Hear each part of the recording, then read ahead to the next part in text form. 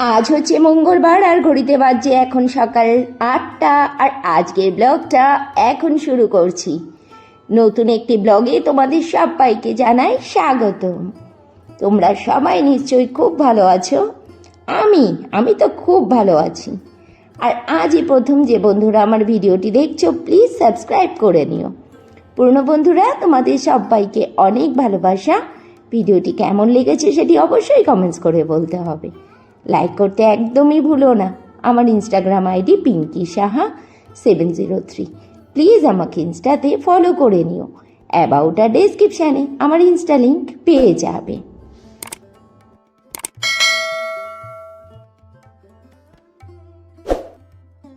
সকালবেলা ঘুম থেকে উঠে সবার আগে ঠাকুর জাগিয়ে নিয়েছি, তারপরে ফুল তুলে নিয়েছি। ফুলটা আমি পরেই তুলি, দুপুরবেলাতে ঠাকুরের চরণে ফুল দিই। তারপরে ছেলে মেয়ে আর বড়মশাইকে ঘুম থেকে তুলে দিয়েছি। ছেলে মেয়ে তাদের কাজে লেগে পড়েছে, আর বড়মশাই এখন ফ্রেশ হচ্ছে। সেই সুযোগে ভাবলাম ঘরের কাজগুলো সেরে নিই। গরমটা কিন্তু প্রচণ্ড পড়েছে। আর গরমের দোষ কি বলো, চৈত্র মাসের প্রায় শেষের দিক হয়ে গেল। গরম তো এখন পড়বেই। এবার শুনছি গরমটা নাকি অত্যাধিক বেশি আরে পড়বে। অনেক দিন পরে আজকে বেকারি কাকুর কাছ থেকে পাউরুটি কিনেছি। উফ, এই কাকুর পাউরুটির যে কী স্বাদ! চা দিয়ে খাওয়ার লোভটা সামলাতে পারলাম না, কিনেই নিলাম আজকে। চা আর পাউরুটি সকালবেলা খাওয়া মানে একটা হাই পাওয়ারের গ্যাসের ট্যাবলেট সকালেই খেতে হবে। তারপরে চলে এলাম রান্নাঘরে, করে নিচ্ছি কচুরলতি। কচুরলতি বড়মশাই খেতে খুব ভালোবাসে। মাসি কেটে বেছে ধুয়ে পরিষ্কার করে দিয়েছে। আর হচ্ছে পাট শাকের ঝোল, আর এই উনুনে হচ্ছে সজনের ডাঁটা চচ্চড়ি। 3 উনুনে সমানভাবে রান্নাগুলো হচ্ছে। রান্নাবান্নাটা সারতে কিন্তু খুব একটা বেশি সময় লাগে না জানো। যদি কাটা বাটা গোছানো থাকে 3টে উনুনে রান্না বসিয়ে দিলে 1-1.5 ঘন্টার মধ্যে রান্না কমপ্লিট হয়ে যায়। কিন্তু রান্নার পরের কাজগুলো নেহাত কম থাকে না। রান্নাঘর পরিষ্কার করতেই কতটা বেশি সময় চলে যায়। তারপরে ঘর পোছা, উঠোন ঝাড় দেওয়া, বাসন মাজা, বাপরে বাপ, একের পর এক কাজ। সকাল থেকে রাত পর্যন্ত ঘড়ির সাথে পাল্লা দিতে দিতে একদম ক্লান্ত।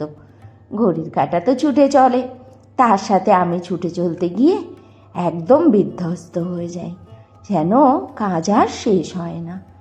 তারপরে দেখো কলপারে রয়েছে কত বাসন জানো, সিঙ্কে দাঁড়িয়ে মেজে নিই, তারপরেও এত বাসন হয়ে যায়। আমি একদম কম বাসনে কাজ করতে পারি না। যখনই সিঙ্কে 2-4টে বাসন জমে সবই মাজতে থাকি। তারপরেও রান্নাবান্নার পরে নেহাত কম বাসন হয় না। এই বাসন টাসন মেজে তারপরে স্নান আছে, যেতে হবে ঠাকুর ঘরে। সকালবেলাতেই তো ঠাকুর জাগিয়ে স্নান করিয়ে ঠাকুর রেডি করে রাখি। তারপরে দুপুরবেলাতে ঠাকুরকে ফুল দিই, আর ফুলের মধ্যে একটু চন্দন বেটে ছিটিয়ে দিলাম। এবছর আজ প্রথম তোমাদের দাদাভাই তরমুজ নিয়ে এসেছে বাড়িতে। আমার বাড়িতে আবার সিজনের যখন প্রথম ফল আসে, সেটা প্রথমেই ঠাকুরকে নিবেদন করা হয়। অনেক বড় তরমুজটা জানো, প্রায় 3.5 কিলো মতো ওজন, আর বেশ লালও মিষ্টিও ছিল। এখন বাজারে আর ওই তরমুজটা দেখতে পারি না। সে ওটাকে না খরমুজা না কি যেন একটা বলতো, বেশ লম্বা লম্বা হয়, গায়ে হালকা সবুজ রঙের সেই ডোরা কাটা টাইপের থাকে। বহুদিন দেখি না। ওই তরমুজটাও কিন্তু খুব মিষ্টি হতো, আর রঙটাও টুকটুকে লাল হতো।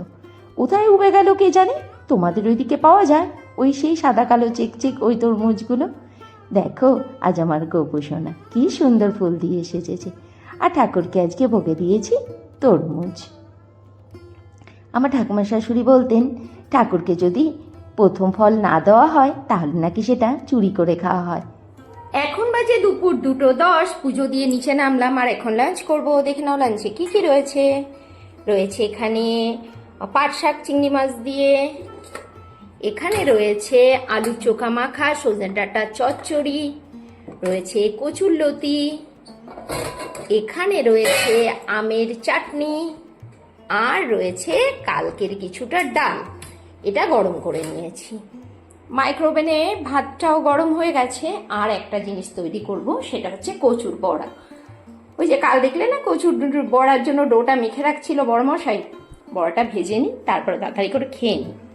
আজ রাতে বড়মশাই রান্না করছে চিকেন, আর ওই যে পাশের উনুনে হচ্ছে ভাত।